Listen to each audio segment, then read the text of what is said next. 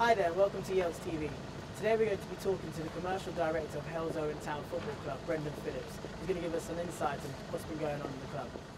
Yeah, since the brothers stepped in, there's been a number of things going on. Least of all, the team doing very, very well. But on a bigger side of things, on the bigger picture, there's been a complete turnaround. Obviously, there was a lot of stress around the place with the club sort of being in administration and with the previous regime and everything. But the vibes have been very, very positive. Godfrey and Graham have come in and have got hold of the place, and we've put measures in place to sort of take the club forward and to involve the community, etc. And I'm pleased to say there's still a lot of work to do, obviously, but I'm pleased to say, you know, we're sort of looking upwards, and it's a great time to be involved with the football club. There's huge focus on as regards off the field activities. We've got a number of projects in place to re-engage with the community, with the sponsors, with the youngsters. We want to make it an inclusive club where people can come and enjoy the football experience and enjoy being part of a local club. Obviously, we know we've got a lot of work to do on that side, but we're determined to get there. And we're putting together teams and groups of people behind the scenes as we speak to drive this initiative forward. And hopefully we'll have a club that everybody wants to support, everybody wants to be involved in. Well, the message is clear, really. I mean, we want to get everybody back on board as soon as possible. There are plans, as I say, to re-engage fully with the past sponsors. We've got to seek new sponsors as well. That's not evident. We can't just rely on, you know, the Ingram brothers putting money in and stuff like that, although they've been fantastic on that side. We've got to balance out the books, and we've got to get every bit of revenue into the club over the next few months as is humanly possible.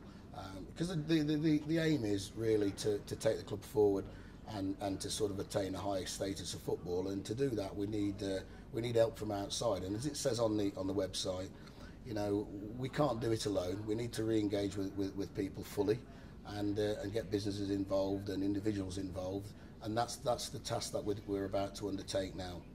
Well, you know, it's a difficult one because, you know, it's a local club. That we had all the boycott element before we got on board. The fans have been absolutely magnificent. There's no doubt about that. It's been an absolute fantastic time. The crowds are gradually rising. They're gradually rising. We'd like to engage, as I say, with as many people as possible. The message is clear and simple. The team are playing some super football. They're unbeaten in 20 games. We've had adversity thrown against us with a 10-point deduction. But Matty and Rob and the boys have done a fabulous job. We've got 7 home games left, and basically, you know, we're just appealing to everybody to come and support the team. There's still an outside chance that we might hit the playoffs. So it's just a clear message. Come down, support your local club, and get involved in the football club. And we'll be doing everything we can to make that happen. The youngsters will play a key role in the future. You know, obviously they're the next generation of supporters, and we've started an initiative a couple of weeks ago at the Truro game where we got involved with it. We re-engaged with the Colts again, the Halesowen Colts. The under-8s came down. They had a fabulous day. The parents came in. They led the lads out onto the pitch. They went in the dressing room, probably delivered the team talk. Matty will probably tell you that's why they won, but everybody had a fabulous day. And you know, I had a request only this week from the under-7s, and they'll be at the game on Saturday against Brackley, and we'll repeat the exercise. And it's something that we want to build on and involve all the youngsters of the area, so that we can get a real community feel about the place again. The overall community of Halesowen is, we understand that it's been tough. I mean, the brothers have come in. They know that it's been tough. They've been as good as gold. They've sort of appointed myself and Kirk, and we're putting a backroom team together now.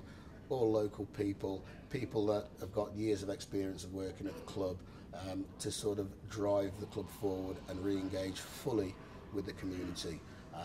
And there's going to be some exciting things happening over the next few weeks, which, you know, we believe will send a clear message that you know, the club is their club, it's the community club, but it has to be run on a sound footing, and we have to live within our means. You know, people are not just going to throw money at a situation all the time. We haven't got Abramoviches or, you know, Sheikh Mansours or whatever.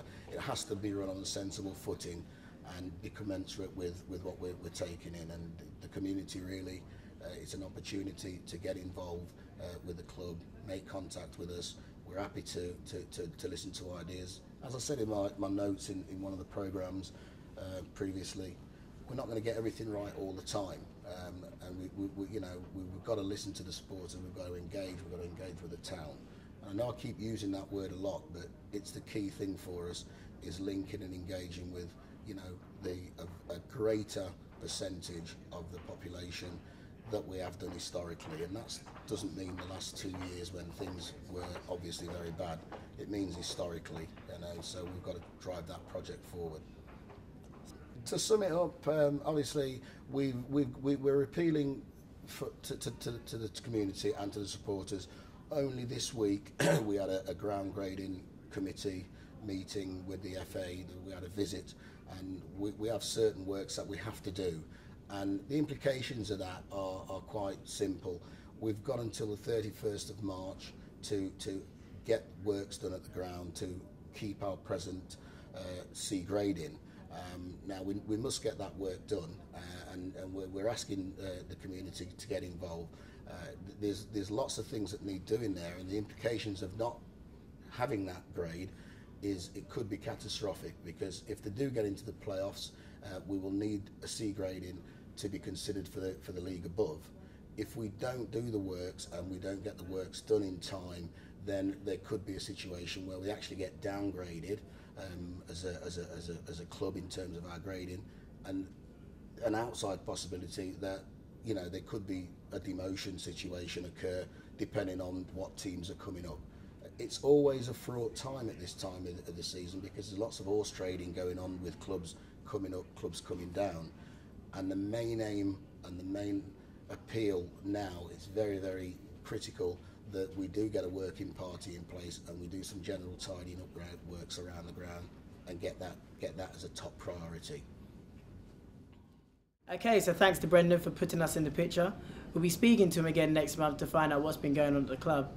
But I guess for now the message is there's no better time to support your local team. Thanks.